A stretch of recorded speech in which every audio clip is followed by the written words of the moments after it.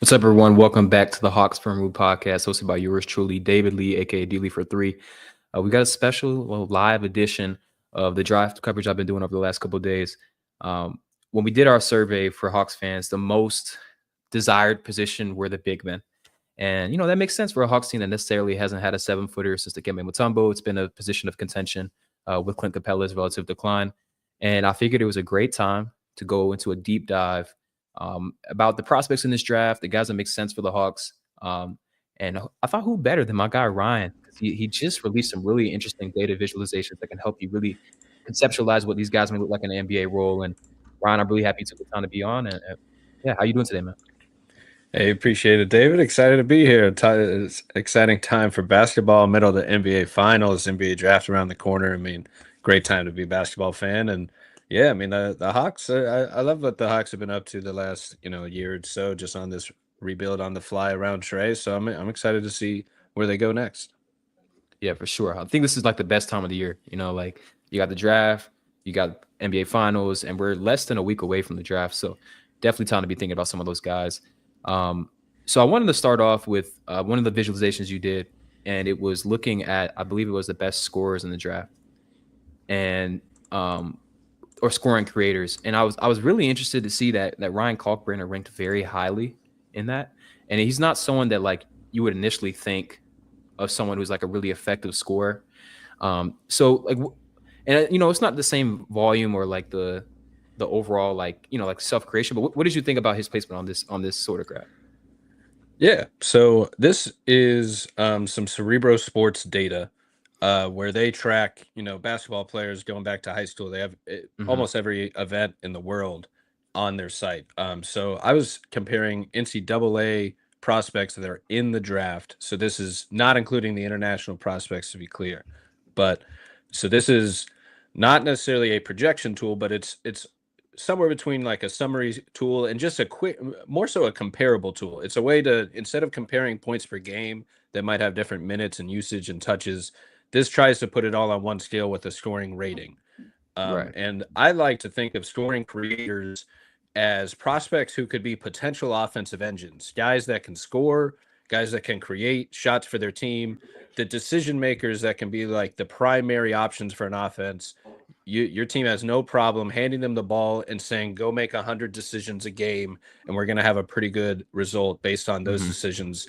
And you also obviously need a player capable of both the feel, the decision making feel of those decisions, but also executing them by scoring, drawing fouls at the rim, or maybe driving and kicking, or at least creating for their team. And Right. that to me is like the ultimate offensive engine, and really what I target in the graph or in the draft pretty highly. Like at the very top is the All NBA legends, the Wembys, the Flags, the KDs, the Zions, obviously generational guys. But after that, I think I want the offensive engine more than anything else. So even more than maybe an all-star that just scores really well, or maybe an all defender that is a lockdown defender. I want those guys too, probably right next. But I want that engine. So I try to look for guys that can do both at the end of the Right. day.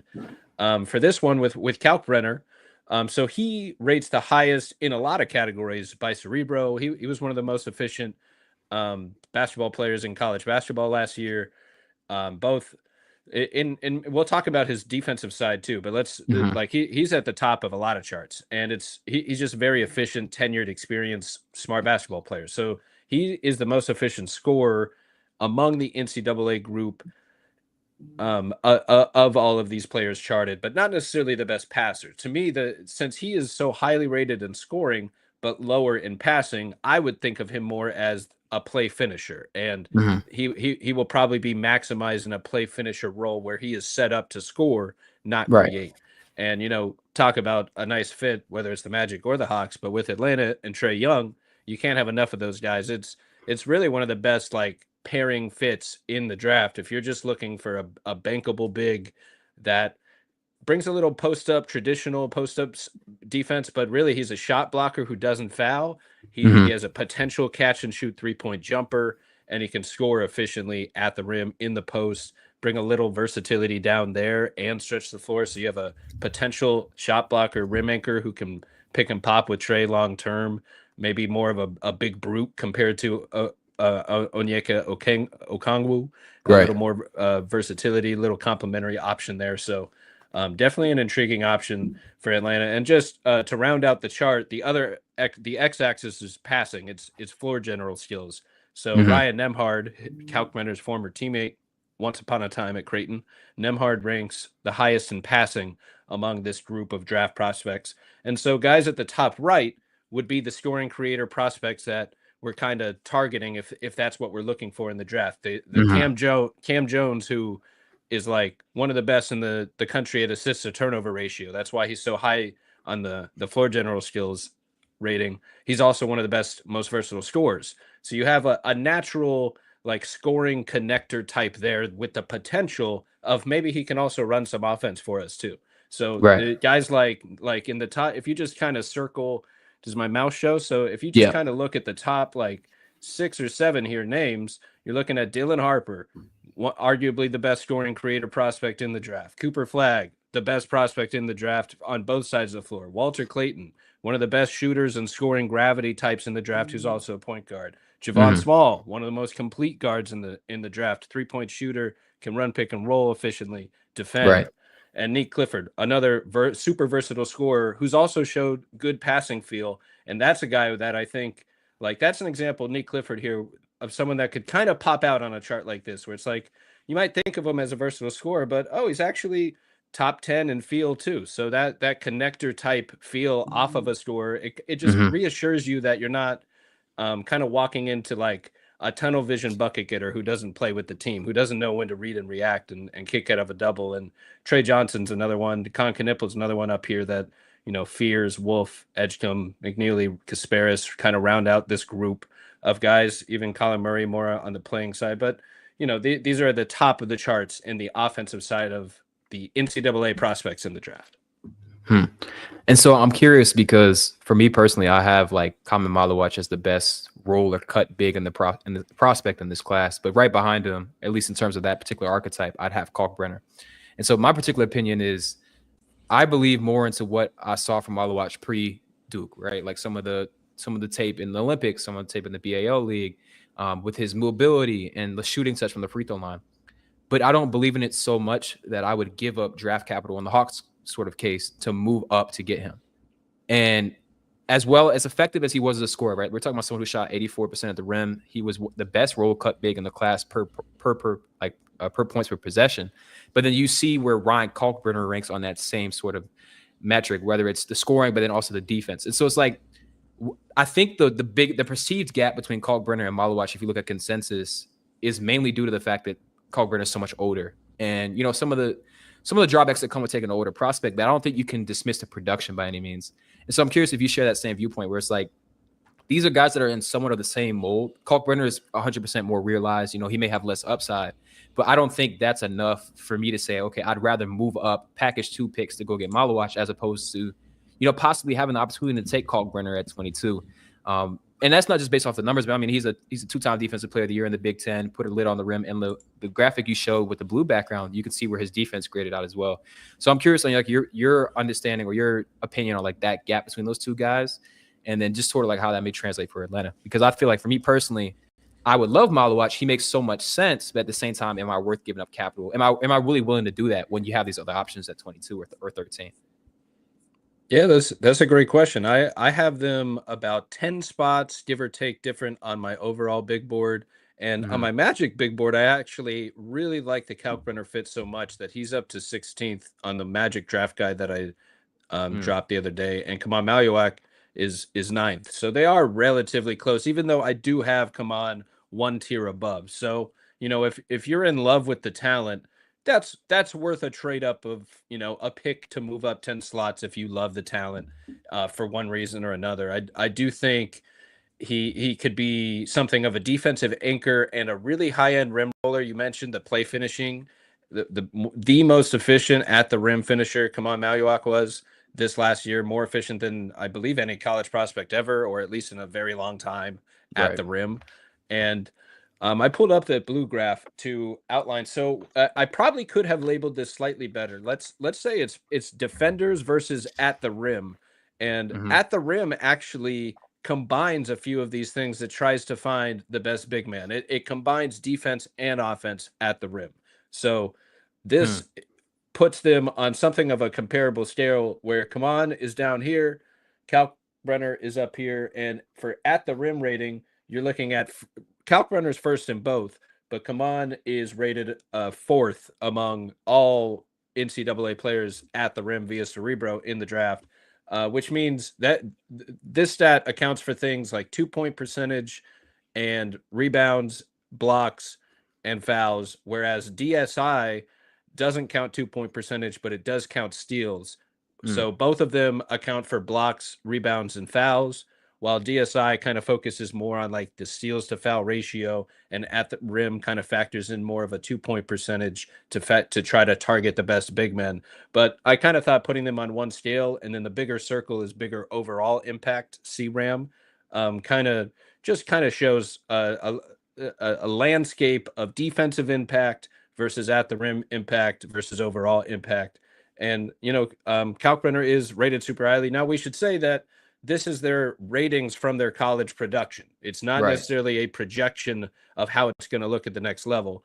But I do think like dominating your peers to that degree is worth mentioning and worth evaluating. And it's a key factor in the decision. And at the very least, like if you're trying to find things that translate to the next level, like Kalkbrenner is checking off a lot of boxes from the blocks and steals to foul ratio, from the 2-point percentage, from the catch and shoot 3-point possibilities, the rebounding, just doing a lot of big man things well.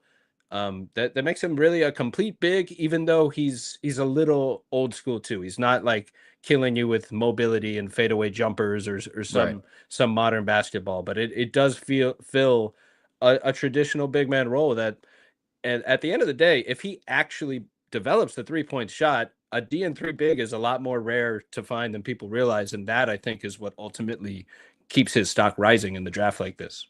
Yeah, and to everyone who's watching live, if you have any questions or want us to talk about a particular prospect, we'll be more than happy to accommodate. We'll basically be running through most of the bigs in the Hawks range, as well as maybe some second-round guys that I think could be there. I agree on all facets with Ryan. I think what's interesting about him versus Maluach, though, too, is when you look at their frames, right? Like Common is much more of he's lighter on his feet. I think that he has better side-to-side mobility. But where Ryan is, I think, leagues ahead is in terms of drop coverage, using his size, the positioning, vertical sort of defense. And it really comes down to like what type of scheme that I think your team will be running, but also how much you believe in your player developmental staff. And so from the Hawks perspective, it's like, can we take this very, very toolsy guy and make him a more polished or thorough defender versus like Kalkbrenner is almost close to being a finished product. I think those two guys would probably be like, I know you mentioned you have them about 10 spots apart. I have them about 16 to 15, but the tiers do get a little flat after the first couple, 2 or 3. And it's interesting too, because I think that the Hawks and the Magic, if those who don't know, Ryan's a Magic fan, we're a very different sort of, I guess, ways to evaluate prospects. But in terms of also like just the way our teams are constructed, I think that the Hawks are trying to get somewhat similar to you guys in terms of putting length and versatility around Trae Young. But of course, when you have Trae, you have someone who's going to be intrinsically, a defensive liability. You have to cover for him. So you need mobility that I think almost more than you need just sheer size. And I'm going to share something that I was reading. So this is basically like, it was a very good draft piece. If anyone has not read it yet, by Nick Osa, and he was talking about effective height. And so the graph that you're looking at is essentially the average wingspan per NBA player's height. So the average NBA player has a wingspan that's about 4 inches longer, 4 inches and a quarter longer than their height. But you want to be able to identify players who have outlier wingspans relative to their height. So the guy that I want to talk about next is Thomas Sorber. He's listed at 6'9", but he has a 7'6" wingspan. That's 8 1/4, 3/4 inches longer than his height. So it gives him an effective height of 7'1". CMB also has a plus wingspan, so he's 6'6", but he has an effective height of 6'9". Coward is 6'5", but he has an effective height of 6'10" because he has a +9 wingspan, and on and on. So like those 4 guys, I think, are all emblematic of where I feel like the NBA is going. Like OKC has a bunch of guys who have plus wingspans, which means they can cover more ground more effectively, and they can play up without giving up size because they have quicker foot speed and they're more versatile than most of the guys that defend.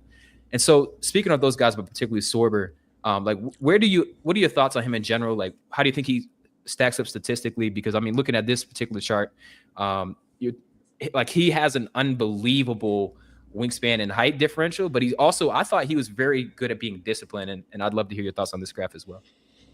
Yeah, I mean, you nailed it. Sorber is the one that, I mean, Kalkbrenner again. First of all, like just running laps around the field with stocks per foul, which is steals and blocks per foul. Similar type of idea to the other defensive ratings we just looked at, but same with Sorber. And to what you're saying about Sorber, this guy's an absolute tank. Like imagine being the heaviest player in the draft, roughly 260 pounds. Yep. You're 7 feet tall, and then your arms reach an extra 9 inches wide. So he's 7'9" wingspan. So that's where you see he's top 3 in the ratio of plus minus wingspan to height. Cedric Coward, Rasheer Fleming are just a smidge above at a full 9 feet. And Sorber is about 8.8, I believe. And then he's also top 2 in that discipline that you mentioned, stocks and blocks without, or steals and blocks without fouling. So being that size, that discipline, that smart, that cerebral defensive feel, those instincts, it really screams like a classic defensive anchor prospect. And he has really great playmaking, passing skills. So you have a defined role offensively as a playmaking hub and a defender. So definitely an interesting fit with Atlanta. As we're talking it out, one name that jumps out, you mentioned Colin Murray Boyles. That's a guy that the catch and shoot jumper's not there, but man, maybe he could be like that defensive anchor that pushes the pace, that can be like a secondary playmaker, short roll playmaker, like not to say the Draymond to Trey's Steph, but just something of a role where he can just be that defensive ace, big playmaker. And there's a few other names here, but you have some tape for us? Yeah. So I wanted to share this from Matt Powers, but he put together some clips of Thomas Sorber's defensive ability. And you mentioned that he's the heaviest player in the class, but he's not cement footed by any means. Like he's definitely slower footed than some guys like CMB or, of course. But I thought that when he was asked to guard in space, he was able to do it pretty admirably. Like this rep right here, you'll see how he's maybe the next one. But like, of course, you see the reach at the rim, right? And it's such an asset and like he moves way better than you would expect from someone who's 260. And it's not something that I feel like I'd want him at the level or switching consistently. But if he learns to use his length to eat up space more often on the perimeter and not just around the rim, then I think you've got a case for like an all defensive type of player.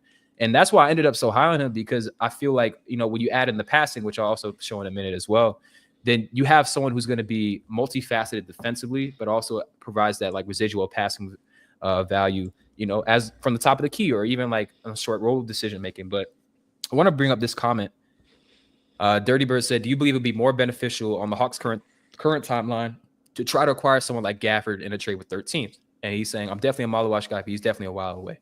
And I think he is. Malawash will probably be too, like, I think a lot of people have drawn like Derek Lively comparisons. I don't think he's that polished yet in the short roll or like defensively, positionally.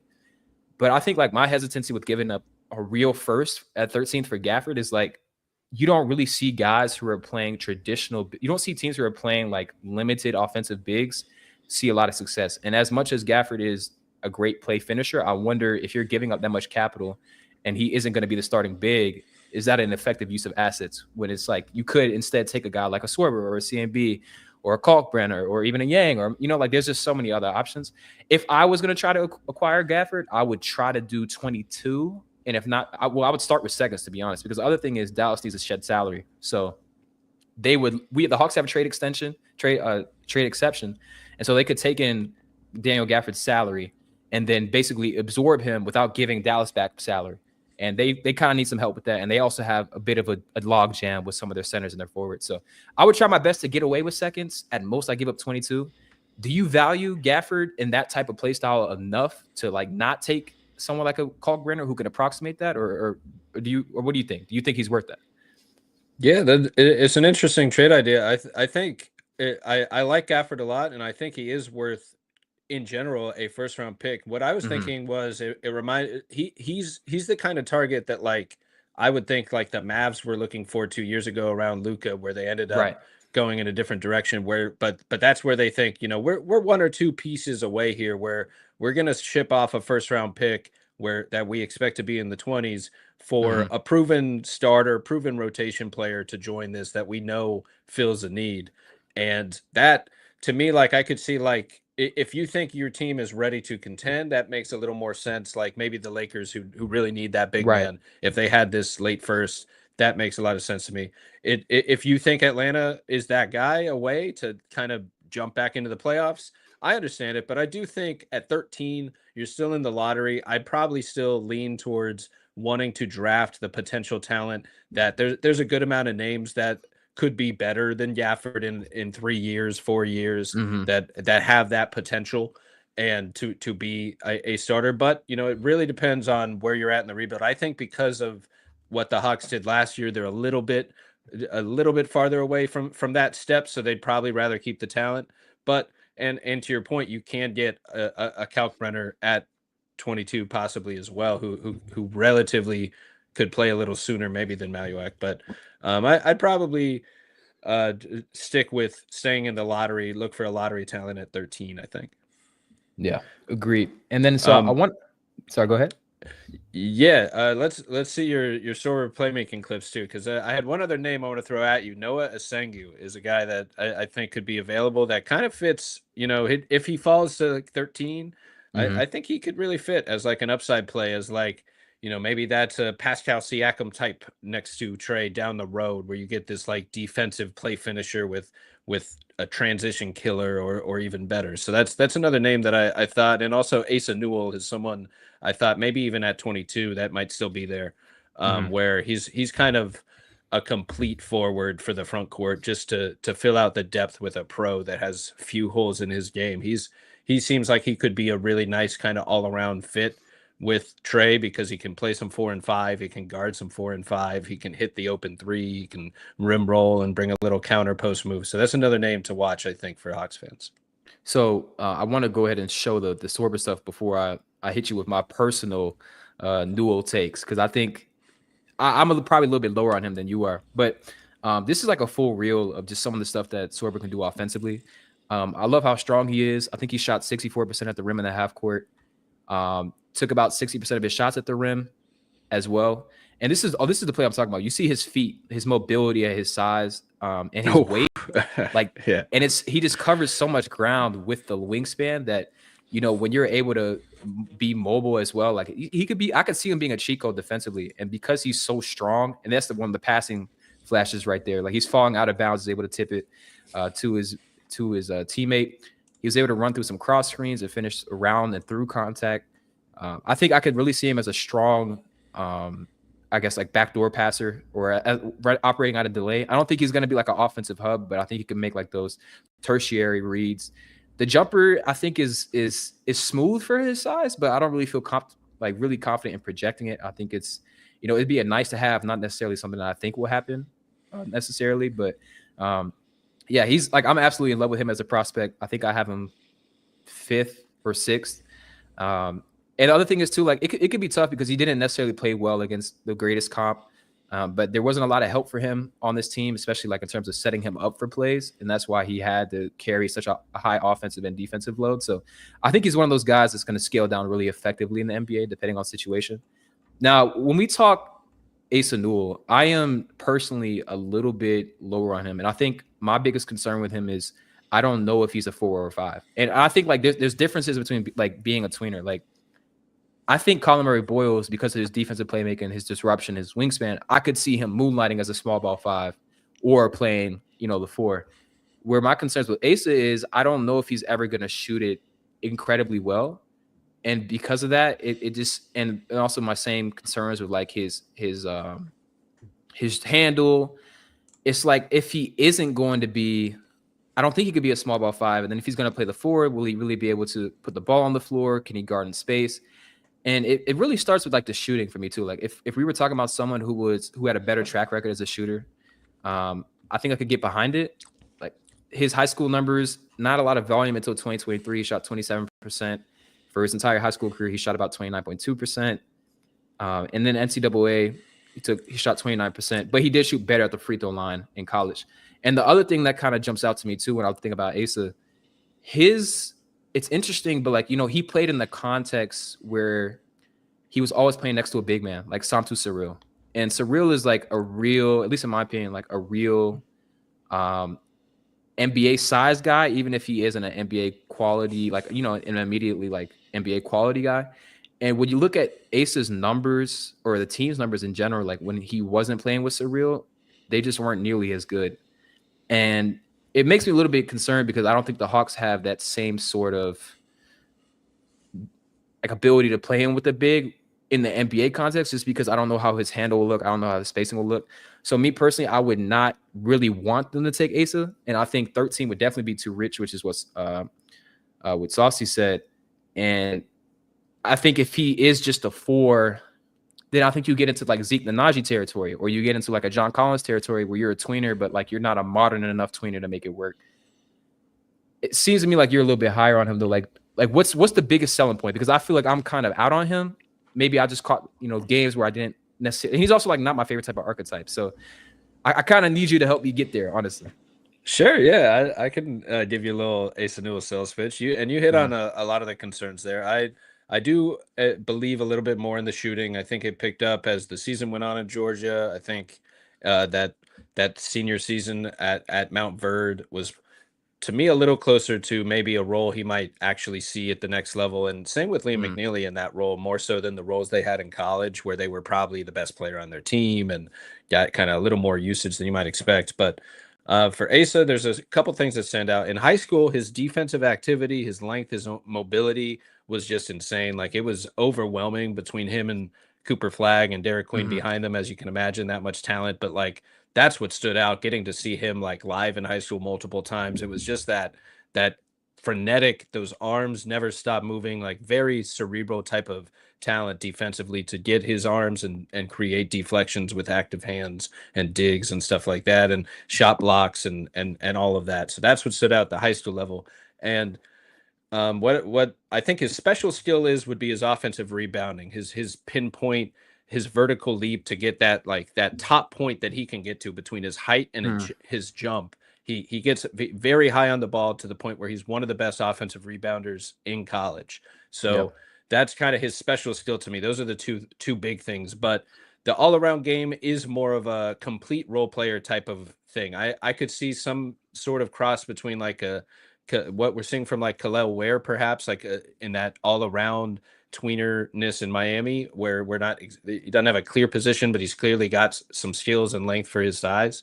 And maybe I've always thought Asa would be best in something of an Aaron Gordon role. Not that he's Aaron Gordon, but in that role where he gets to play next to a Jokic, a Trae Young, a Luka, a scoring creator, where his job is to play defense, run the floor, rebound, hit the open three, do role player things really well. And I think that's where Asa thrives. And that some of its parts, that lack of hole in his game, even though he's not like the best creator passer, he doesn't have a wild handle. I think both are, capable enough to be in a team system, even if they are things he has to still develop. Like, he's not a perfect player, but not very few players are. And I think the things that he's good at, I believe, will translate to the next level. Offensive rebounding, defensive versatility, and that 3-point shot there's enough there for me to be a believer. But you just never know until we kind of see the actual development of how it turns out. But without the 3-point shot, his role is more limited. Someone like Aaron Gordon has found impact without that 3-point shot until like year 10 is where he finally got good efficiency this past season. So like, it's possible, but like, you really need a defined role that thrives. Like, if a team drafts, that's why I like him in Atlanta, because if a team drafts him to be the guy, I don't know if fans might be a little disappointed, but if teams just are looking for a good basketball player to fill out the rotation, brings a little two-way impact, some versatility to the front court, I think he's a fine option. I do have him a little higher in the draft, probably the most. I got him about 8th on both of my boards, but I totally understand that there's a lot of kind of D and 3 play finishers in this draft that could all be in the similar range. Like, I was thinking as we were talking, like some other names like Cedric Coward could be there for you guys. Right. That's kind of another big lengthy wing you could see on the wing. Carter Bryant, maybe like a complete wing that can kind of help compete now next to Trae. maybe a Jace Richardson as well, like another in that idea of a complete guard, maybe like a 6-man type for your 3-guard rotation behind Trey and Dyson could be fun. I was just trying to play around with different ideas of who my favorites is, but Noah Sengu keeps coming back in my head as maybe my favorite pick as an upside play for you guys, where like the floor is a transition menace who's a plus defender, versatility in Right. the front court, that side, and there's still a little upside of some star potential down the line, either on the all defensive side or in the half court play finishing side if he really takes off, because he has an impressive development curve, is what his biggest fans will tell you about. Yeah, I don't know if he'll be available there. I feel, Yeah, but it's like not. It's hard. I'm not One gonna of these lie bigs though. might though. One of these Oh, bigs for might. sure. Like there will at least be one of Sorber, CNB, Asengwe, And we haven't Coward, mentioned Carter. Queen. What do you think of Queen in this fit? Because it's a lot of offense. Mm-hmm. So I think I worry about Queen because I just don't think he's a 5. And Right. I buy his handle and his driving ability more than I do Asa. Like I think Queen could pretty feasibly, like I saw some stats on it actually, but I think they had him like comp to like Julius Randle, a couple other guys, and like his drive points per possession was heads and shoulders above everyone else. Like we're talking about guys like, I'll pull it up right now, but like yeah, you got like Ben Simmons, Paulo, Zion, Oh Julius yeah, Randle. that was like a great stat. Yeah, it's a great stat, and it also puts into context, because when I originally saw his first, like his drives point per possession, I was a little underwhelmed, his ISO numbers, but you have to contextualize it with like the types of guys that he's similar to, and then also like his position. So like for his position, whether it's 4 or 5, he is an outlier driver, and I think for the Hawks' purposes, you need connectivity, but you also need someone who's actually going to drive the ball and capitalize on those advantages or create those advantages for themselves. And that's why Asa, I've soured a little bit on him, because I don't see him being able to be flexible in that sort of way. And also I'm lower on his ability to create for himself. And like play finishers, if I was going to take a play finisher personally, I would take Rasheer Fleming, because I sort of buy the shot more, even though this is his first season really shooting it. And he also didn't shoot it off the dribble once. But I think that in those particular types of guys, I would bet on the plus wingspan, some of the above the rim athleticism that's very similar to Asa. I will say I like seeing Asa Newell's athleticism in the U19 games where he was playing with Trey Johnson. I thought that he popped there more than he ever did for Georgia. And I know that UGA also didn't have the best guard situation. So I'm trying to give guys like that I'm a little bit more sour on, like looking at them in different contexts. So like I can, by no means do I think he'd be a bad fit. I just wonder if the Hawks really need a pure play finisher as opposed to like guys with some creation upside. And with that being said, it's hard to get that at 13. Like you're going to get a flawed self-creator, but I think at least someone who has a path to creating their own offense is pretty necessary for Atlanta, because I mean, even to the extent that like Jalen Johnson had a 20-10-5 season and he still, to a large respect, was not creating his own offense. And then Dyson Daniels, he's trying to grow in that area, but he hasn't shown that in a consistent level either. And then Reza Shea didn't do it in his year as well. And I think that's where like I want us to try and get someone at least that can create that offense. And that's why I think Queen is intriguing for a lot of Hawks fans. I am just exceedingly concerned about the defense. Like I think his offense, his ability to put the ball on the floor will translate. I just don't know if we have the defensive situation to make it tenable. I know that you guys do, right? So I'd be like, if he fell all the way there, by all means, I'd be like, Orlando should take him. But from your perspective as an outsider, like, do you think he's special enough to transcend the defensive concerns? I think that's really the ultimate question. I don't think he'll ever be like a dominant defender. I know his hands are good. He can move his feet, but he's, the mode is a little inconsistent and he's not much of a presence at the rim. And another guy who played a lot with Julian Reese, who was a true big. Do you think he's transcended enough offensively? Like you'd be able to say, okay, he'll be able to supersede the defensive concerns. I think that's the question, right? Is if you believe in that potential, ceiling to be a true star, because there's a chance he's a not D, not 3 big, which is not necessarily a role anyone can fill. But like the ones that can are the stars, and it's stars, and it's also play finishing bigs. But like the Zion comp is the one that has popped out. Not I shouldn't say comp, but more so just the statistical similarities between Zion and him, and just bigs that size, where he has graceful footwork, but he's a tank getting downhill. No one can stop him. No one's getting in front of him. He draws fouls. No one wants to take the charge, and he gets to the rim, and he has really impressive vision for his size. So, like, offensively, I really like the fit between Mm-hmm. Trey and Derik Queen. Like that short roll, playmaking, pick and roll, that side of things could be really impressive. You have two high level scoring options, two high level foul drawers who pass the ball. He's not really bringing that catch and shoot gravity. Maybe he brings more of like a vertical play finishing gravity, but even then, he's still a little better with the ball in his hands. So it's almost best in the short roll as a playmaker. Either he drives or kicks from there. So he's definitely.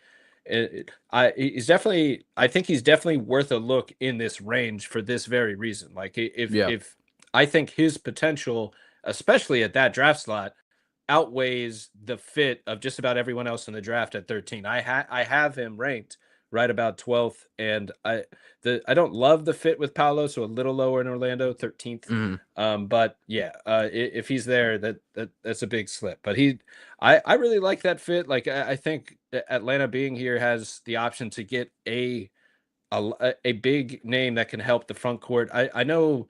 I thought of VJ Edgecombe and Ace Bailey. Those could be fun names in the lottery. I don't think either one's going to be there, but maybe if you trade up just a little, maybe that'd be interesting. But the two more guys that bring a little upside on the ball, but could really thrive as like defenders and 3-point shooters and the active Yeah. rebounder that Ace brings and the active defense that VJ brings.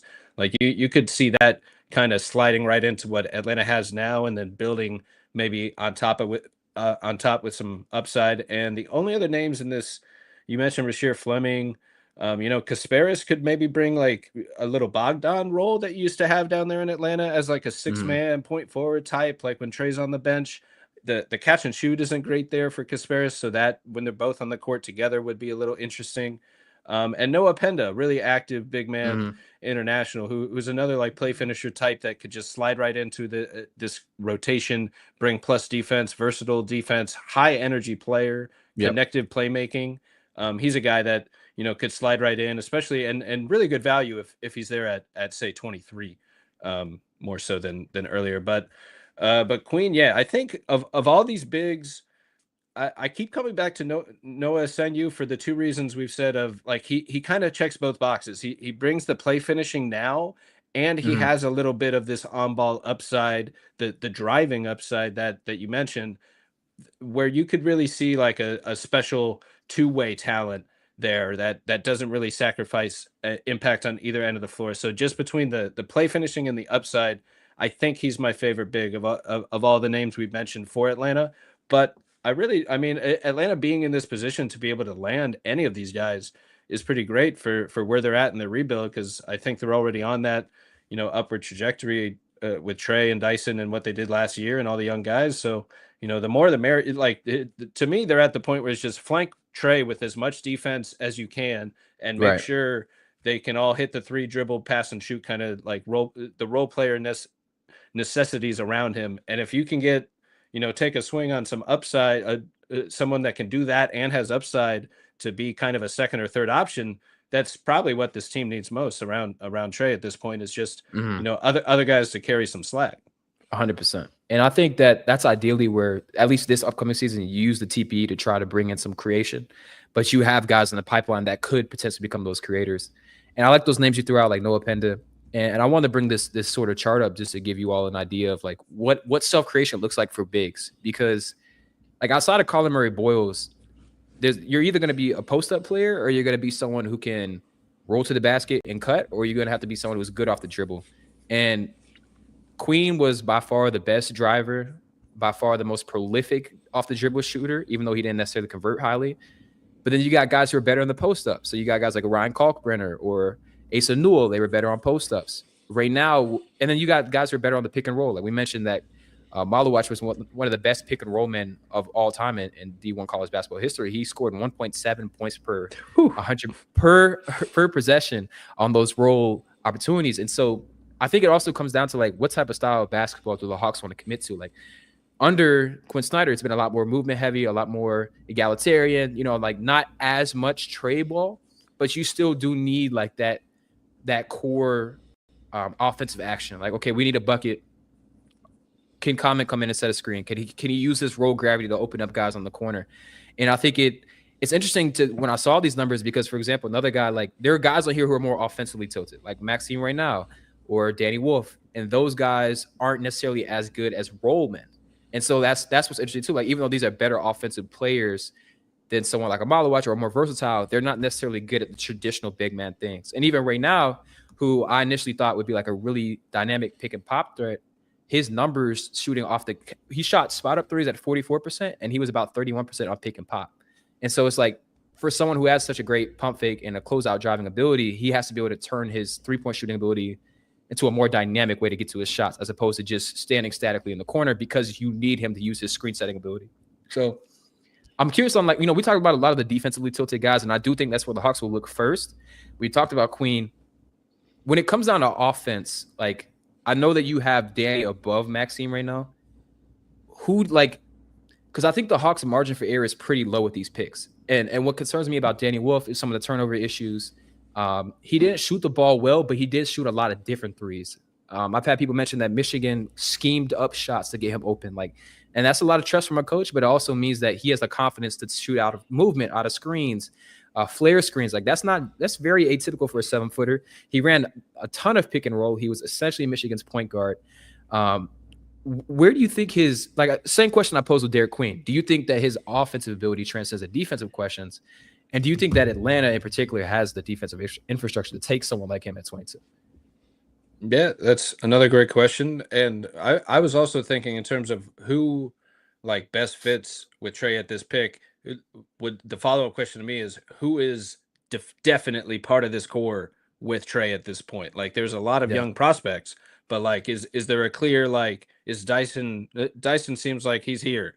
Is Okongwu is he the guy? Is it Risache? Is there a third, a fourth part of this core that is considered we are building around these guys, so whoever we take should probably complement them because we don't want to lose playing time for one of these guys. Right. That was one other thought. But to we can hit on in a minute maybe. But with Danny Wolf, I can't. So I view him more as at this point a point forward, a power forward, point forward type. J. Kyle Mann made a great comp to Hedo Turkoglu that I'd really liked as a play style, where he's a fringe 7-footer who's a point guard, point forward, point center, whatever you want to call him. But he probably is best guarding 4s, playing help side defense at the rim against 5s. He can kind of play either one, but I'm actually impressed by his defense a little more than I thought I would be. I think his footwork, his defensive mobility, his ability to guard some 4s, protect the rim at the 5 and rebound are all things that are pluses checking off the boxes. Now, he's not a traditional center. I think in most lineups, he'd probably be best kind of what he did at Michigan, playing the 4 with a traditional rim protecting rim roller center like Vlad Golden that they had at Michigan, who's also an NBA level 2nd round prospect in this draft.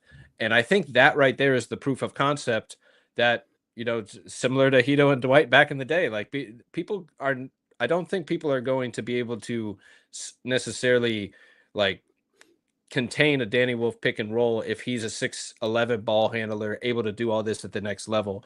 But to me, a lot of it comes down to trust and opportunity. Is there a team that's just going to give him the ball and really unleash him as an offensive engine and say, we're going to build around your playmaking as a scoring creator hub?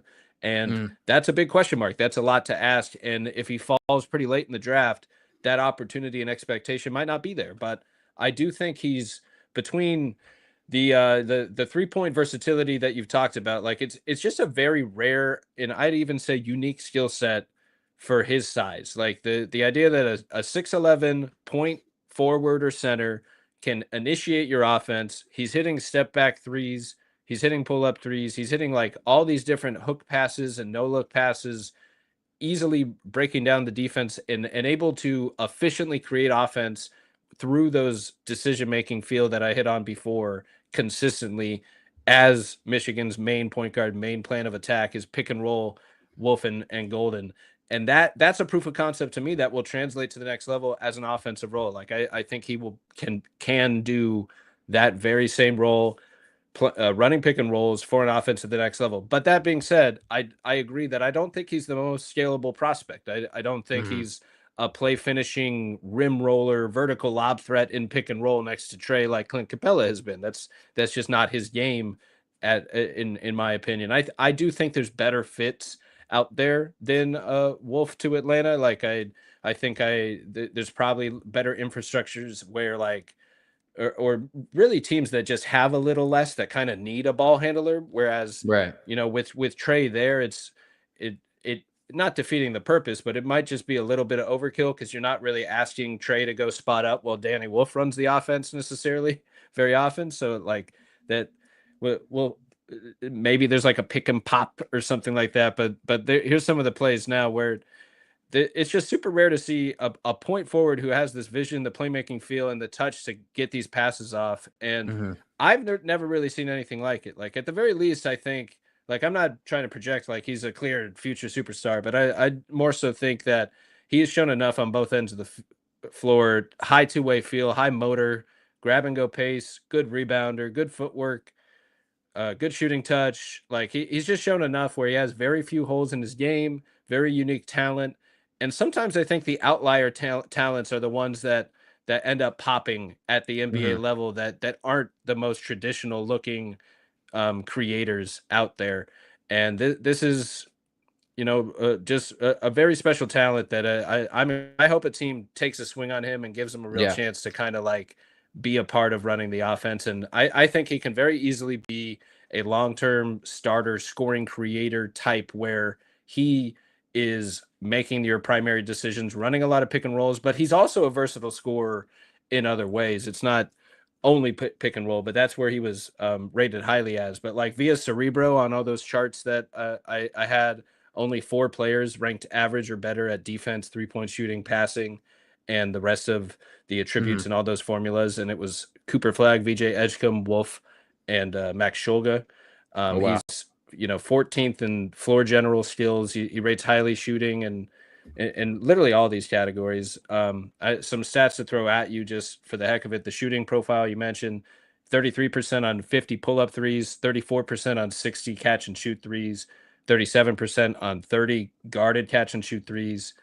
And the scoring via synergy play types was 1.1 points per possession on 43 putbacks, 1.1 on 44 cuts, 1.0 on 31 ISOs, 1.0 on 66 spot ups, 0.94 on 33 possessions as the pick and roll man. So to me, he's just very few holes in his game, like a plus defender, great passer, good shooter, tight handle, two-way feel, and can potentially be a lead ball handler, distributor for an offense who can score and create consistently. So I think all those things give him offensive engine upside that a lot of players don't have in this draft class that make me just throw him. I have him ranked third on my big board because there isn't a player that does all those things to me as well. But I do view like Trey Johnson and Con Knipple, I think as probably the next best bets as those. Well, Dylan Harper, of course, above them, but Right. and Cooper Flag above them, but those guys as kind of the scoring creator engine types, and Derik Queen in theory too, just a little lower on the shooting aspect there, but just guys that can be potential offensive engines and number one or number two or at least primary creators for your team, where the threat of you scoring or creating or drawing a foul is there every play, and you're able to use that gravity to leverage offense for your team. Yeah, Dirty Bro. We haven't talked about Yang, but he was going to come up next after we touch on right now. I noticed too on this graphic you made though, Ryan. You have like Danny Wolf is essentially the best passing center by this metric, right? And then, but I'm curious on how you feel about, and I think a lot of this is also like when you play with Vlad Golden, right, who was a great rim protector. His like the field goal percentage was better for their opponents when Wolf was on the floor versus when he was off. And I think, of course, he has some vertical limitations. I also think it can be tougher to cover that much ground when you're that big. And the reason I've kind of put him in right now in that same bucket in terms of like these offensively tilted guys who may have their drawbacks defensively is that I agree with you that like if Wolf hits his high end outcome, it's more likely that he provides that outlier offensive impact that again offsets the defensive stuff. I think for right now it's a little bit different. And I was also curious too, like looking at the second graph you had. Right now, like I would expect for someone to average 20 and 10 to rank a little bit higher in terms of PSP. Is that mainly like an efficiency type of thing, or like why do you think he ended up like for again someone who averaged the most double doubles in high major D1 basketball? I was kind of Yeah. expecting him to be a little bit higher. So I was Yeah, just curious if you so had any insight the on that. PSP would be a combination of the points per game, but also the efficiency. So Right. it balances out scoring and field goal percentage essentially to put them all on one comparable scale. And I'd Mm, say the part that separates or differentiates these two between Wolf and Reynaud, at least on this graph, is the passing, of course. Like Wolf is up here closer to the point guards and in his right. playmaking feel, while Reynaud is on the left side of the chart where he's closer to the play finishers like Golden, who literally just rim rolls, and Kalkbrenner, who generally scores or hits the three or dunks or post ups versus creates for others. So Reynaud would be more of the play finisher side of things, the scoring play finish first, but he's more efficient on that as a scorer, and he's more impactful as a defender via these charts as well. Slightly better at the rim, which includes both sides of the floor, but I'd say a nice little gap defensively as well that puts him a little closer to the top. So he Mm, could at least at the college level, little better defender, good amount better scorer, efficient wise, and a good amount worse passer, connective wise.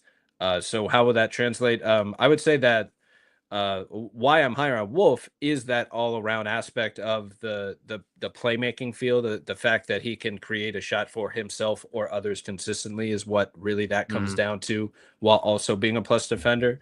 Whereas Reynaud projects to be a fluid big man scorer who can like create his own shot, and it's very smooth looking, and he can score with ease, kind of also running pick and rolls sometimes, but not necessarily as a passer. I think is the big difference to me.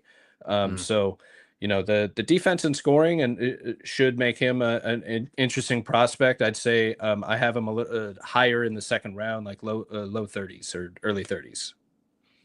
Okay. And I definitely want to touch on Hansen Yang because he's a guy that like I spent a lot of time watching. And I'll let this sort of mixtape play that I made for him. I spent hours watching Yang, and Not the T-Mac self alley oop to oh start. yeah, a lot of it is because like I think it's very tough to evaluate guys that are in context like the CBA, and there are methods and machine learning methods or even like data analytics methods to compensate, like to sort of normalize the competition phase. And I think the CBA is at times is a joke league. Like some of the things I watched, like I watched three guys run into each other. If Yang rolled to the basket and he had to be tagged by a guard at any point, like he had such a physical advantage that he don't necessarily always have in the NBA.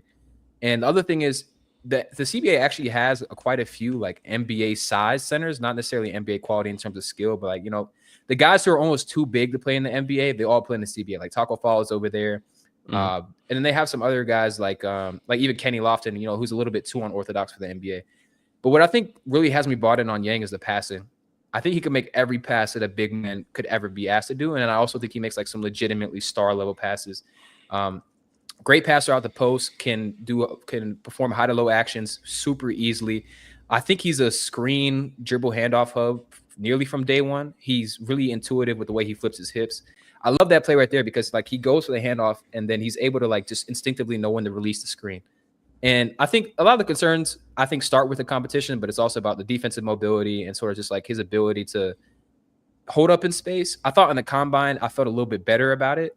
I do think it'll be a concern, but I think guys like this who can give your point guards or your guards other ways to operate offensively with their screening ability, with their dribble handoff hub ability, they're super invaluable. Like, I mean, Isaiah Hartenstein, not to say he's going to be a Hartenstein, but you see Hartenstein's impact.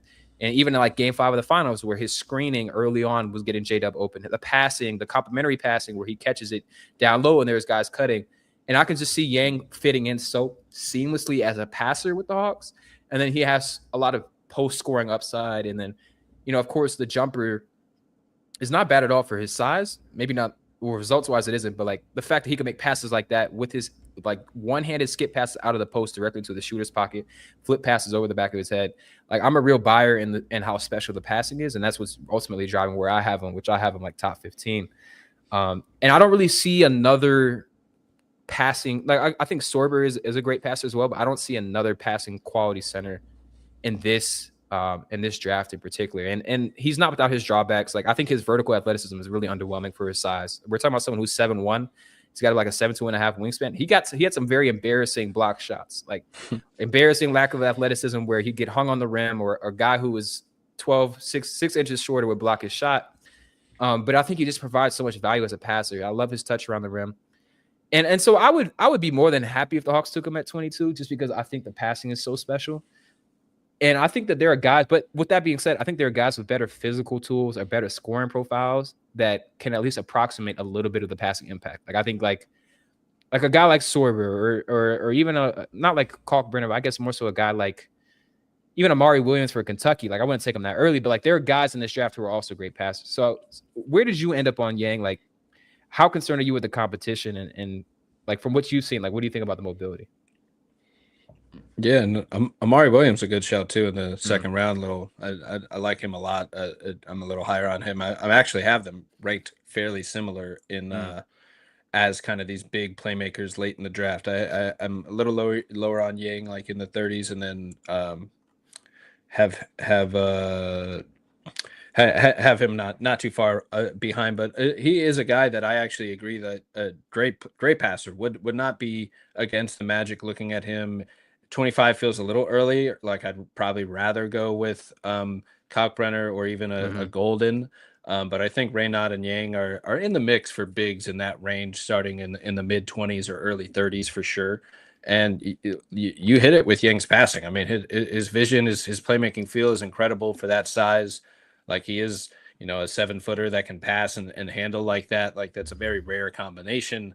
Yeah, the tape itself, it's tough to kind of view the competition, how that's going to translate. But like certain things, generally translate until you see them play out. Like, can he dribble against an NBA defense? Can he make those passes against an NBA defense? We shall see. But I think the passing and the feel is a natural skill that translates to every level.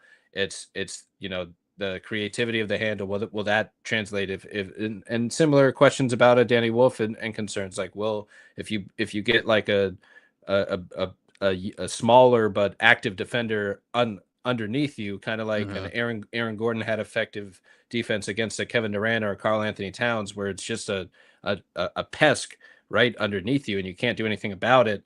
That's something where if you take away his handle, can he still be this passer, this creator?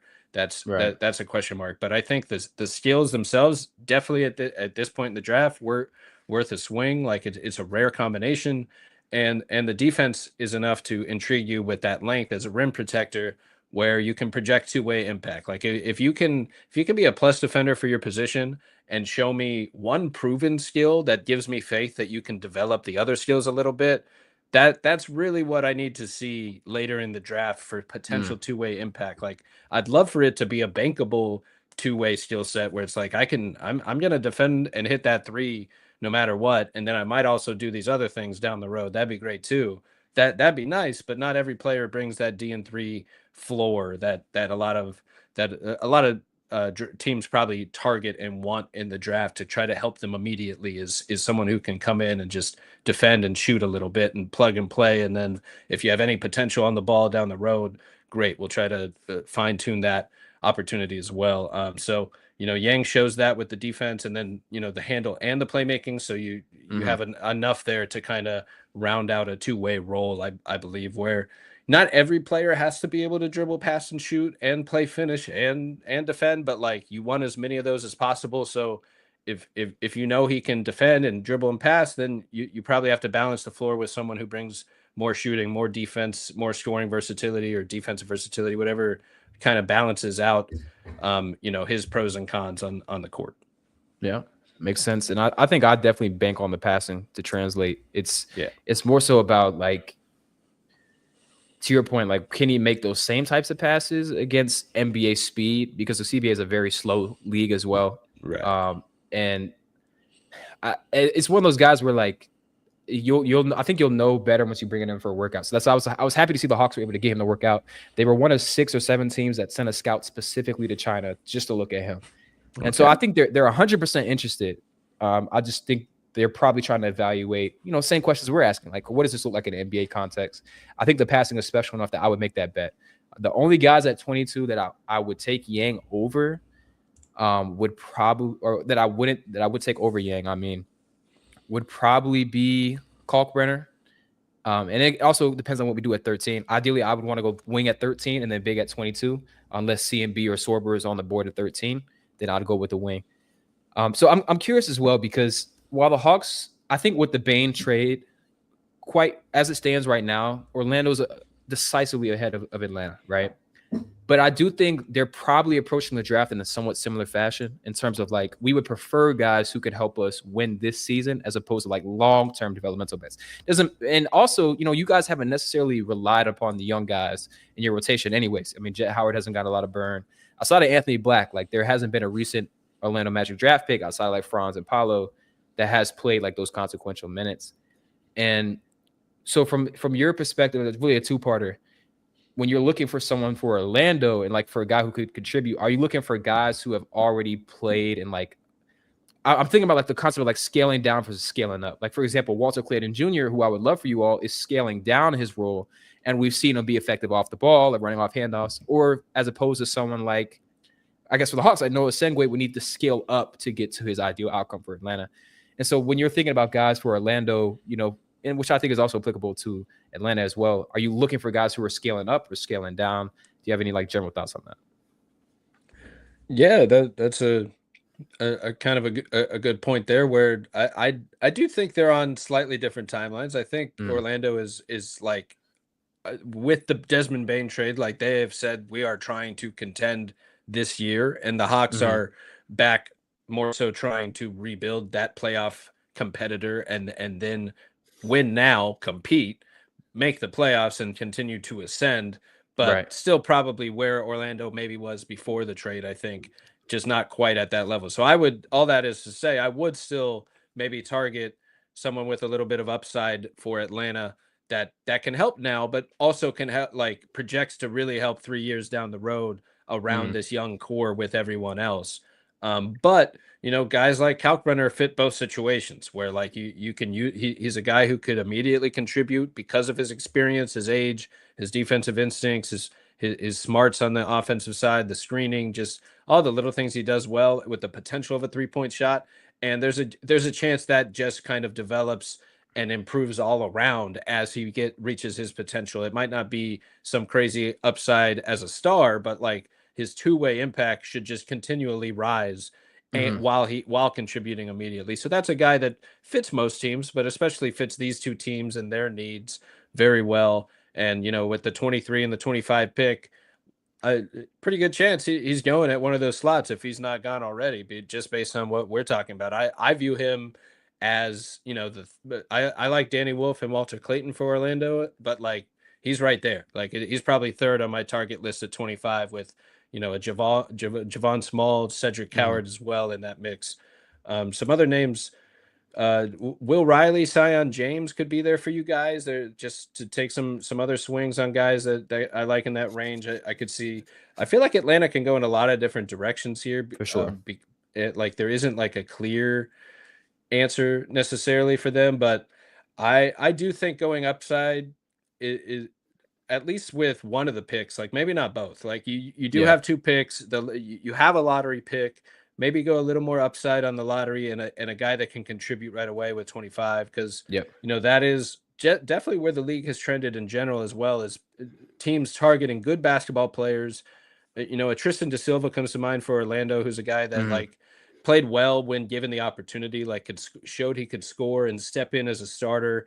But when the full team's healthy, there isn't quite enough minutes to go around, because Coach Mosley's trying to win. The Magic are trying to win. They're going to play a Gary Harris 20 minutes, because he's proven time and time again he's going to defend, know where to be, hit the open three, not be afraid to at least shoot the open three, and fill his role and accept it. Whereas a young guy might not know where to be, might not defend as well, might take some questionable shots, questionable decisions. And I think that's why we saw him get the call, playing minutes wise, over a Jet or a Da Silva as the playoffs went on. But those are guys that I think Orlando wants to carve out minutes for and build a more of a rotation for. And Anthony Black definitely has kind of earned more of a real role in the rotation with Suggs, Franz Paulo, Bain, and probably Wendell at center. So with those five I just said, the starting lineup's looking pretty much set. They Yeah. have Anthony Black. They have Da Silva and Isaac, who I expect to kind of round out that top 8. And if he stays, Goga Bitadze is there at backup center. A question mark would be, do they go out, try to target a Kalkbrenner, bring in a backup center with Kalkbrenner for now? They bring Mo Wagner back maybe on a cheaper deal, who after they're probably going to have to decline his team option like they did with Yep. Gary Harris and Corey Joseph, but he's coming off an injury. He'll probably take a team friendly deal for like a 1 year team friendly for a prove yourself deal kind of thing. I expect that to kind of happen, but he could be hurt for a little while still. So, that's something where a rookie like Kalkbrenner, who's good enough to maybe play some spot minutes as a backup 5, if Isaac can't handle it full time, it makes a lot of sense for Orlando. Another need could be Cedric Howard. Most teams, a D&3 wing like Cedric Howard or Carter Bryant, Jason Richardson, where some bigger than others there, but teams can't have enough players that can defend, hit the open 3, and bring some scoring versatility, able to get a bucket. You just can't have enough of those guys. So that's the range where they could kind of use a backup point guard or some point playmaker type to really set up all of the scorers. That is something I'm questioning, and I think Orlando's going to wait on till the trade deadline to do. Is Tim Legler even said it yesterday, like, huge move, loves the fit with Desmond Bane, but he still thinks the team needs a point guard. And I'm just not exactly sure yet. Like, I kind of think it could look closer to like a Warriors style offense or a Boston Celtics style offense, where you have all these stars out there that are natural high field playmaker connector types that the scoring gravity, the shooting gravity, their feel for the game is kind of enough to already create good offense consistently by playing through them as scorers and letting them create out of that. So that's something I'm tempted to see. That's where I would go. Like, that's why I like Danny Wolf as like a point center type, where you can still play your core 4, and maybe Right. if you can maintain that elite defense and unlock Danny as like a point center type, that could be interesting. Maybe he's more of like a spot center, but backup power forward to run the bench offense with a play finisher at the 5 type. That could be interesting. But a point guard that can shoot and play make, and a natural point guard, a D&3 wing, or a D&3 center with a little scoring versatility would be the 3 big targets for Orlando, and probably any team. Like, I think you guys should. You can never have. You could probably use a third guard that you trust long term. Maybe a big wing. And I really like the front court. There's just a lot of different forwards and bigs that would I think all kind of complement each other, as long as they run the floor, defend, bring the versatility. Like Risa Shane Okongwu showed a lot of promise last year, I thought. So I like where they're at, and I think if I were Atlanta, I'd, like we've talked about, maybe take a swing on one of these front court guys at 13 that has a little upside that can contribute right away. And then at 25, I bet you could find there's about 10 or 20 guys that could be considered win now good rotation players that you could just kind of plug and play into the lineup. You mentioned like a Rasheer Fleming, or all these guys. So there's definitely good options, and it's nice for Atlanta to kind of have both options on the table, to be able to go upside, go win now, maybe package both for a specific target or guy they really love. So it's fun on draft night when you got options. For sure. And I think you guys have been front of mind for me since the Bane trade, because, I mean, just from a cap perspective, correct me if I'm wrong, I don't believe you guys have paid a tax before, right? Or at least not recently. Yeah, no, I don't know if they ever have, but definitely not recently. So there's some financial decisions to be made, because Paolo's extension is coming up. So right now he's at what, 9%. That'll jump up to. And he might 30. if he makes All NBA, that's going to be the big X factor, because that could kind of throw off Orlando's plans, which is kind of silly rule that he could be like a top 15 player, but his team gets hurt because of it. Same with Evan Mobley and the Depoy Award. I think Zach Lowe had that take. It's a great take. Like, why are we punishing teams for finding like somehow a small market team targeted the right player who's the best defender in the world, and now they can't build a championship team around him because they can't afford to. It's Yeah. like, and it's only because of the award that made that happen. It's like, why is that the setup? There should be some sort of incentive for that award to celebrate them, and maybe not have it hurt the cap as much. But that's a to be determined with Paulo and the award. And I think what you're getting at here is that, from my point of view, Suggs having a descending deal is really key Yeah, to huge. the Magic's future cap here. Like Suggs and Bane are both around 35 million, but Suggs goes down and Bane goes up. So Mhm. they stay relatively the same on average throughout the deal, where Suggs will be down at 25 descending and Bane will be up to 45 ascending by the end of it. But Right. year by year, you're looking at kind of the same cap hit between them. And I think Orlando can definitely afford that until the Paolo max.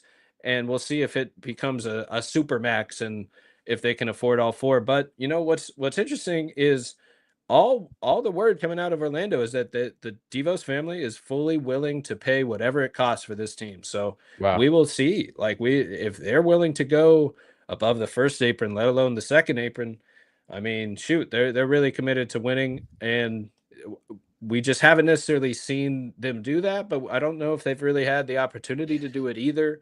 They were fine with paying Rashard Lewis all that money back in the day, and it's not like that clearly worked out for what the team needed, and it's not like it came back to haunt them or anything. I don't think they went over the tax to do it, but they quote unquote overpaid to do it. So we could see the same thing here, where I do think they might have to maneuver some guys around. It's going to be tough to add more players to the roster, but right now is the time to do it. So you might be able to package, say, Isaac or Goga or Jet and or any of those guys with Mhm. the 25th pick, with 2 seconds they still have to maybe get one more guard, that win now guard somewhere around the league, a little depth instead of going the rookie route. But they have the 25th and 2 seconds. I kind of expect them to come out of it with one rookie who's probably not going to get much playing time with this rotation. But somebody like a Kalkbrenner could play some spot minutes now and a lot of minutes later. So that's where the pick still has value, especially now that the dust is settled. You have 4 stars on these max deals, and you pretty much need as many good rookies as you can to fill out the rotation with the way the CBA is set up. Yeah, so what I'm really intrigued with is I thought, especially in the play-in game against Atlanta, Wendell was huge, right? And when he's playing at his best, he's a glass cleaner who could stretch the floor and is a positive defender. Very, very rare archetype. Then you had Mo Wagner, who was a legitimate 6 man of the year candidate before he ended up having his injury. And then there's Goga, who's also a very, very serviceable big. And I think that if the books weren't so tight, then I would say it makes perfect sense to retain Goga, as well, and JI as well. But if I was Orlando, I think to your point, I'd be looking to maybe package JI, Goga, and a pick to bring in a scoring guard. But I'm from my selfish Hawks perspective, I would approach Orlando and say we can give you some cap relief. We can absorb one of those guys. Now, I think Goga is on a steal of a contract. He's at 8 million, I believe, a year, which is ridiculous for the amount of production he has. And so if it came down, like if you were the Magic front office and you're looking at, okay, we're gonna be paying Jonathan Isaac 7% of the cap, Goga about 5%. Is it worth getting off? Like, would you be interested at all in getting off those guys without retaining or bringing back another player? Because I would really want to see. Um, I'm trying to see who I can scrape away from other teams, and I think that you guys are in that financial situation. But do you think it's more likely that they end up packaging those guys to bring in another player?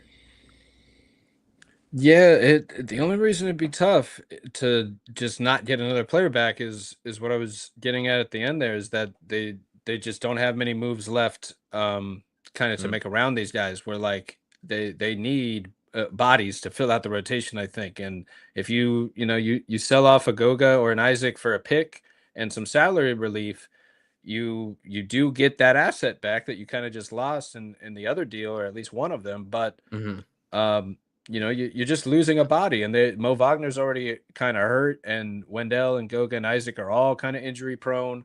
So Yeah. the depth of those bigs is kind of one of the advantages in the first place. I don't Mm, I don't think they're trying to just shed salary yet, but so let's say they could very well do it with one of the big men. Like mm, they could very well decide like we're just gonna move on and cut our losses from one of these guys to clear the mm. room. Like that's not out of the question, especially if they Wendell's pretty much set. If they end up bringing Mo Wagner back, like waive the team option, but bring him back on a team friendly, you have your two centers, and maybe you try to get some value for Goga that way because he is on a really good value deal of only 8 million Sure. for a high defensive defensive anchor playmaker type. Isaac is good value when he's healthy. He just seems to be on a minutes restriction maybe for the rest of his career. I'm not exactly sure, but he only plays Mm, about 15-20 minutes a game, but mm. still brings a lot of defensive impact. He gained some weight this last summer where he almost became a little less mobile from it and lost a little bit of that versatility. So that'll be interesting to see if he kind of reverts back to his old kind of physique when it comes to his workout and conditioning and all that. I could definitely see them.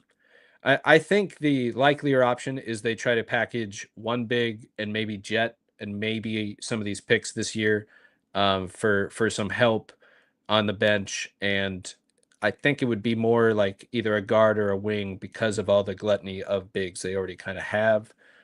So I could definitely see them kind of packaging those guys for maybe a six-man guard or a big wing off the bench to kind of just bring some D&3 kind of role.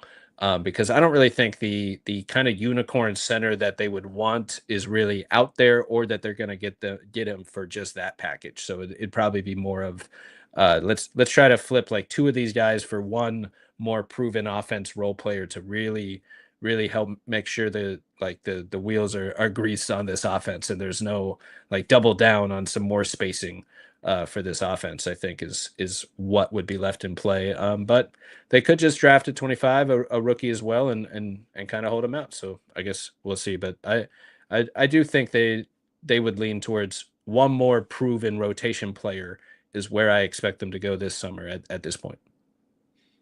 Makes sense. Do you have a favorite target for that type of package, whether it's a scoring guard or a wing off the bench?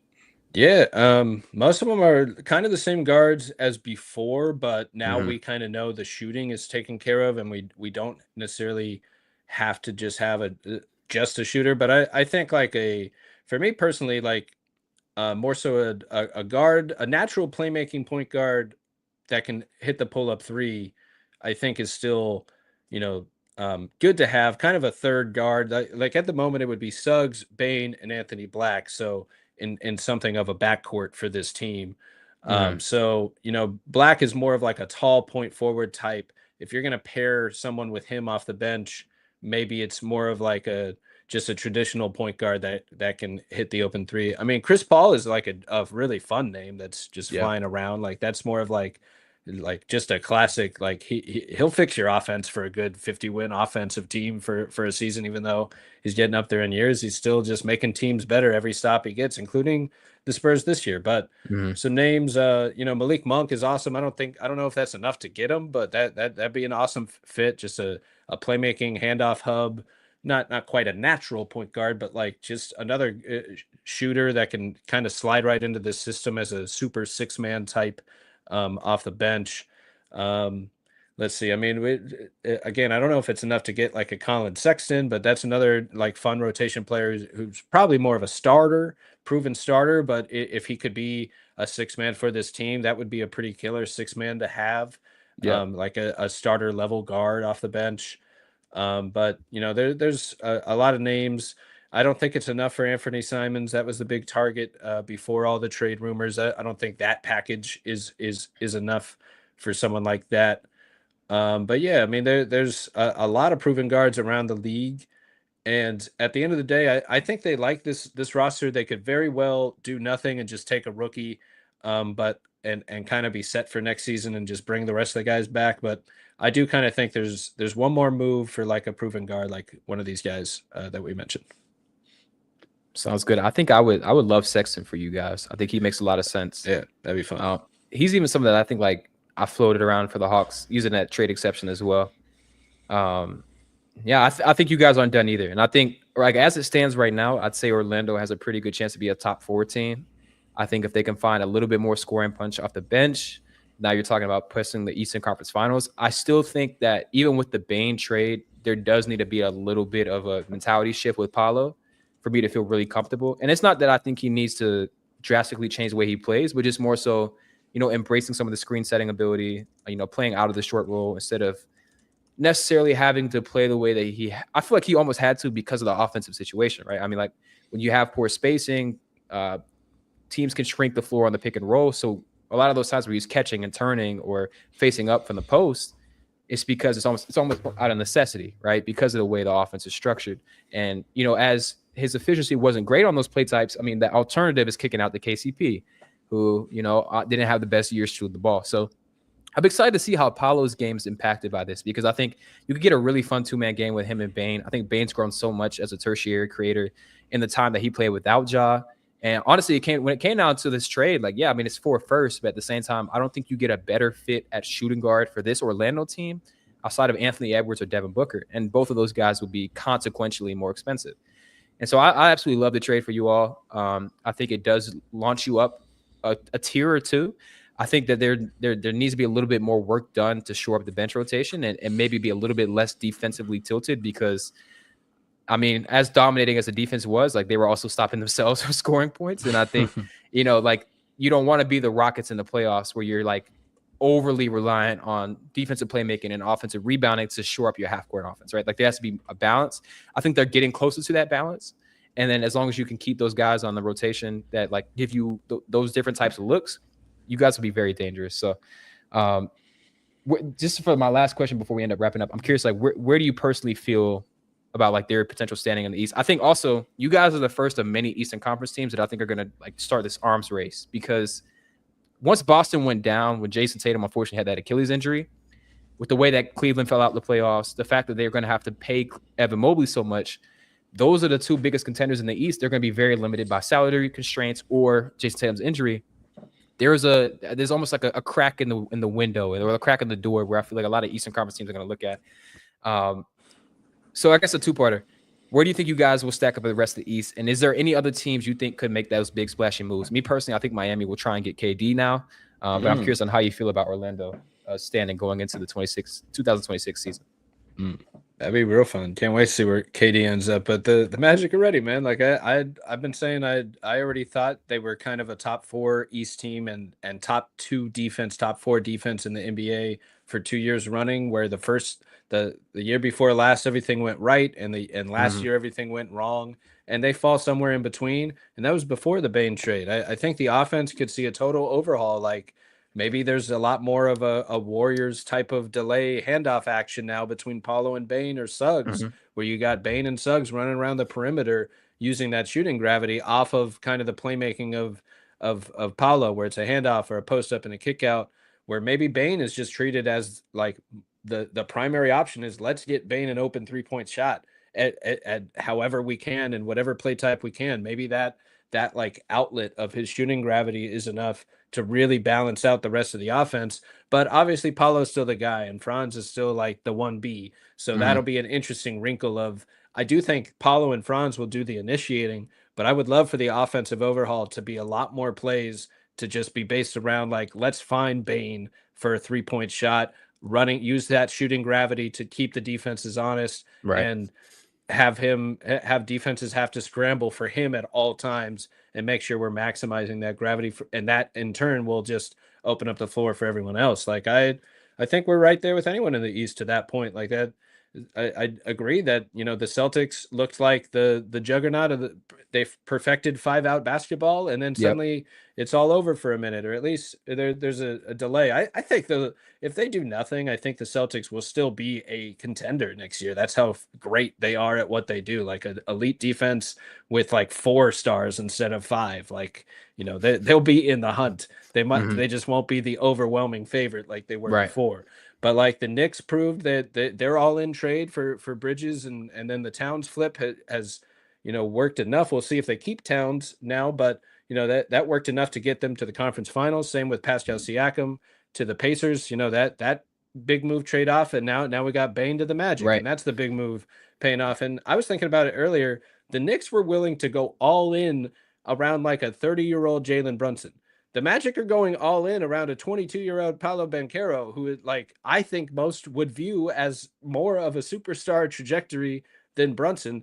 And no one would kill the Knicks for that, other than the amount of the picks. But it's the Knicks. No one cares if they're going all in. Like everyone wants them to be relevant. That's what the Magic are doing too. And I think some critics kind of just like assume the worst, that like, oh, why is this team going all in? Like, what do they see? It's like they see every box of a contender being checked except for the 3-point shooting, and they just added a top 5 3-point shooter who doesn't hurt the defense, the playmaking, any of that. So to me, they already rank highly as in almost every contender trait except for this 3-point shooting. Bane, the ripple down effect of his pull up shooting and that gravity should really help the team a lot, and also Suggs returning to a secondary role where he's been a lights out, because that's another key too. Is they're both capable pull up shooters, but Suggs is much worse percentage wise, and both of them are much better catch and shoot corner 3 guys than above the break pull up 3 guys. So playing off of Paulo and Franz and Black driving kicks will create a 40% shooter on 6, 7, 8 threes a game instead of 30% above the break pull ups when they're asked to run the offense. And I think just the balance of having all 3 or 4 of these guys just helps them all in so many ways. It just makes their life easier. It lessens the burden and usage. It creates more space, more balance, more depth. We could see 2 of them on the court at any given time. Maybe they're staggered, like you would have like a point guard, or one or 2 stars would stagger. I mean, they have 3 or 4, so why not have? Why would you go an all 5 bench lineup if you have 3 or 4 stars making 30 million a year? Like you could probably build lineups, different lineups against different teams as well. So a lot of cool matchup options and depth options for the coaches.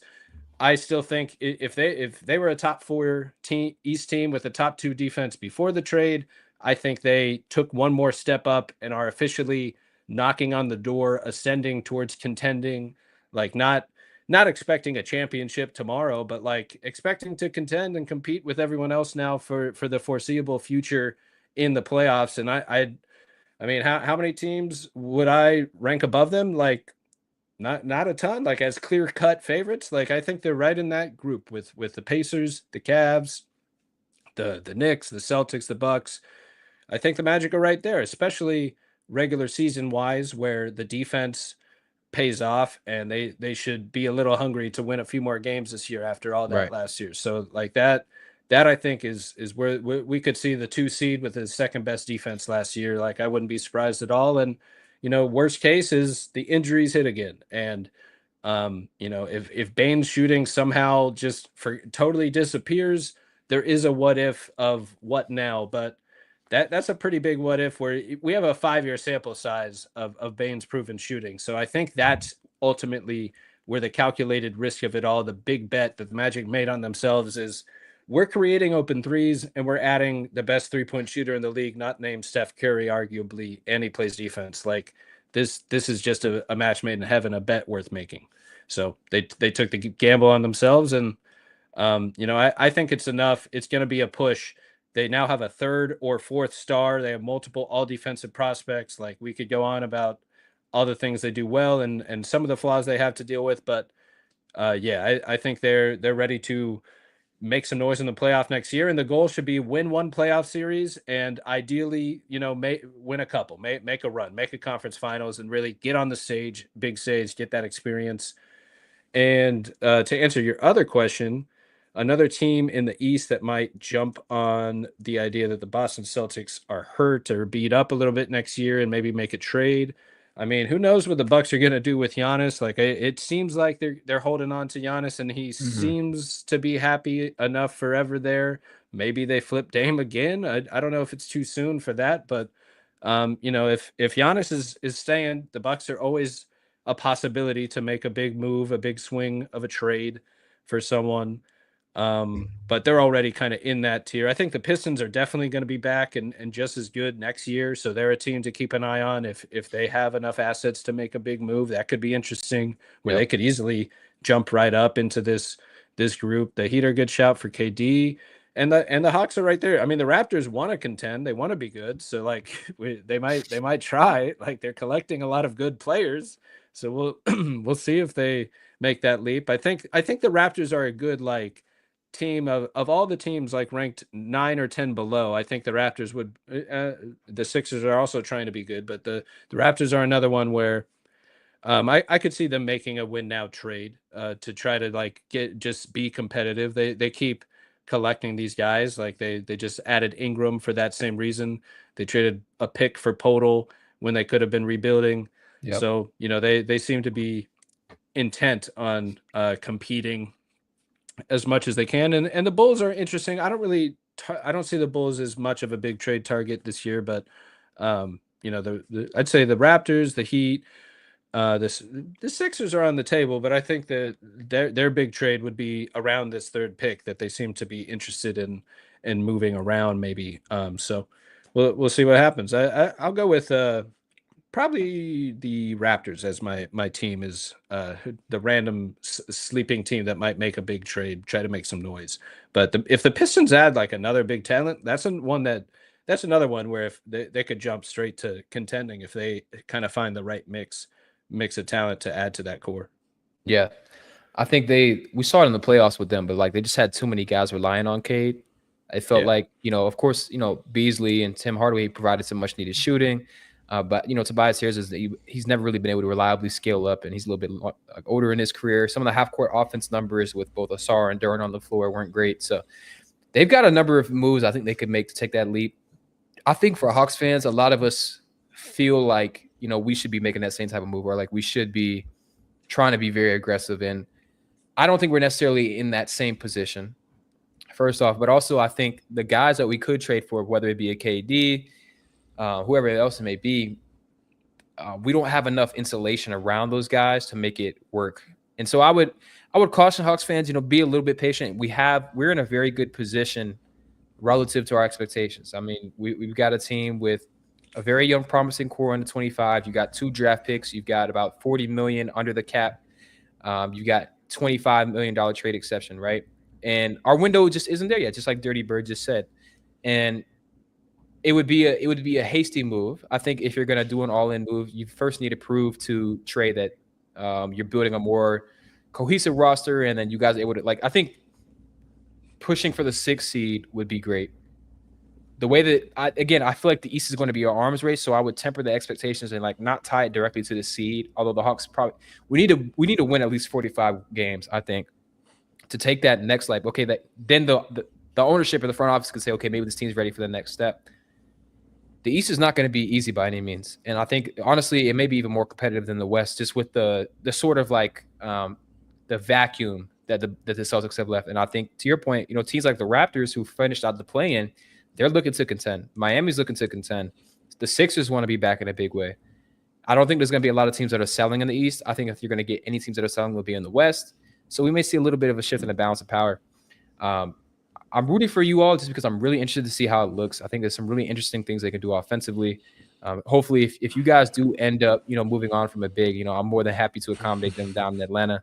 But Ryan, appreciate you so much. Appreciate all the insights from the data visualizations, your opinions on the big, some insights on the Magic and the East in general. Definitely want to make sure people know where to find you. So make sure to plug anything you're working on, anywhere they can find you. David, appreciate you having me on today. Talk a little Hawks, a little Magic, draft. Always fun talking hoops. At Beyond the RK on socials, Twitter, YouTube, Substack. Can find my NBA draft guide just for the Orlando Magic team-centric guide just released on the Swish Theory website, and check out the podcast Learning Basketball. Just chopped it up with David Steele about the Desmond Bain trade. Went out yesterday. That was cool. A lot of fun. Hey, appreciate it. Always cool. A Magic legend. Always fun talking hoops with him, especially just getting to pick his brain. Just calling Magic games all these years. Super cool opportunity. So check out the Learning Basketball pod, Spotify, Apple, YouTube, all that stuff. So appreciate you having me on today, David. It's a lot of fun. Of course, thank you for taking the time. And for everyone who watched it live, thank you so much for engaging in the chat. I'll also upload this to my podcast feed, so you'll be able to watch it a little bit after that. Yeah, man. Appreciate you guys. Hope you have a great rest of your day. Ryan, thank you again. And yeah, thank you all so much.